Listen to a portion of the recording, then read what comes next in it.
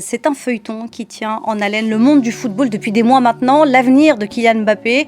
Le contrat de l'attaquant du PSG se termine le 30 juin prochain, courtisé par le Real Madrid depuis au moins 2 ans. Il a donné ce samedi son accord de principe pour une prolongation à Paris. Manque plus que la signature. On en parle avec notre invité Daniel Riolo. Bonjour. Bonjour. Vous êtes spécialiste du football, journaliste pour RMC entre autres.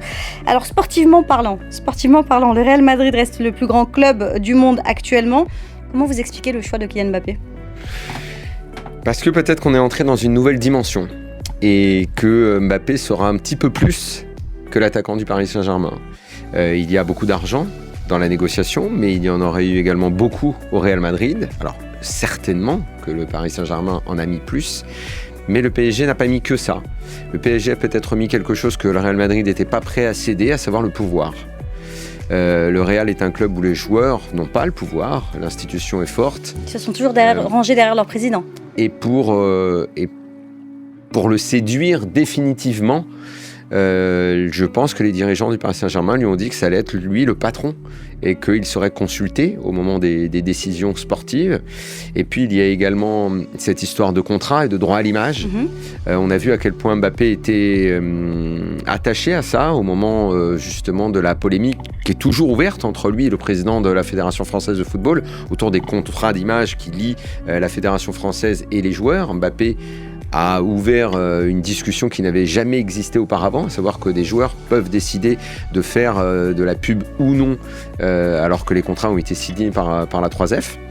Et là, ces contrats d'image, le Real Madrid n'était pas prêt à tous les céder. On sait qu'il pouvait aller jusqu'à 50%, mais le Real contrôle l'image également des joueurs. Et je pense que là, au Paris Saint-Germain, Mbappé va pouvoir contrôler tous ses propres contrats d'image. Et pourtant, il y a quelques jours, la mère de Kylian Mbappé, très investie dans les négociations, disait que l'offre du Real Madrid et du PSG était quasi similaire, mais qu'au Real Madrid, il aurait plus de liberté pour ses droits d'image. Qu'est-ce que ça veut dire ? Ça veut dire que le PSG était à l'affût de toutes les offres du Real Madrid et qu'ils étaient prêts à tout mettre sur la table ? Alors, ce dont on est certain depuis le début, c'est que le PSG était prêt à tout. Et s'il y a bien une chose que c'est toujours difficile de savoir, il va rester, il va partir pendant 6 mois, ça fait feuilleton comme vous l'avez dit, et c'est souvent assez difficile d'avoir des informations. Alors on recoupe des petites histoires dans les entourages, mais s'il y a une chose que je crois à peu près comprendre dans le Paris Saint-Germain, c'est la mentalité de ceux qui y dirigent. Quand ils veulent quelque chose, ils ont du mal à obtenir sur le terrain, parce que le sport, ils ne le contrôlent pas encore complètement, et l'aléa sportif, ils ont du mal. Visiblement à trouver le collectif et à trouver sportivement la solution pour gagner. En revanche, là où ils sont très forts, c'est dans les négociations et dans les contrats. Et quand ils veulent quelque chose, ils l'obtiennent. Et c'est pour ça que l'année dernière, Messi, quand une porte s'est entrouverte, ils savent la défoncer, la porte. Alors, c'est comme ça qu'ils ont convaincu Messi. Et là, Mbappé, c'est pareil. Quand à un moment, quelqu'un hésite entre 2 possibilités et que vous lui dites « avec nous, ce sera comme tu veux », généralement, la personne vient vers vous.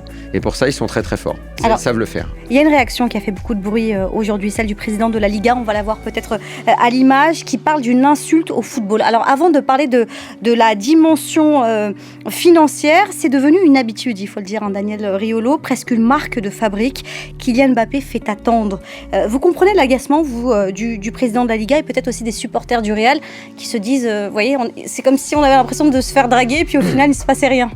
Les supporters du Real, pour commencer, je peux comprendre leur frustration. Ils n'ont pas l'habitude qu'on leur dise non. Le Real est un club à qui on dit oui et le Real est un club qui gagne. Tebas, il est dans son rôle. C'est le patron de la Ligue de foot espagnole. Il a vu partir Messi l'année dernière. Il a vu partir Neymar en 2017. Lui, il a intérêt à ce que son championnat, qu'il vend, parce que c'est aussi le vendeur du championnat d'Espagne, soit attractif. Et quand une star part...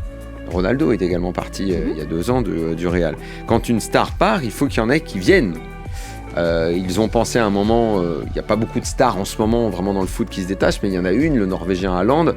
Le Real pensait l'avoir, le Barça pensait l'avoir, et finalement il va à Manchester City.